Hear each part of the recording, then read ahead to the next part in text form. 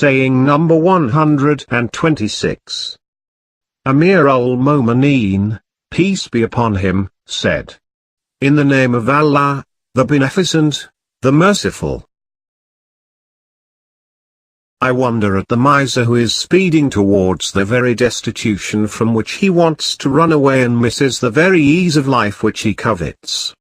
Consequently, he passes his life in this world like the destitute, but will have to render an account in the next world like the rich.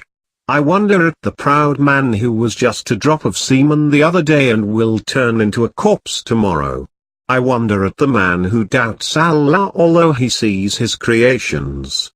I wonder at him who has forgotten death although he sees people dying.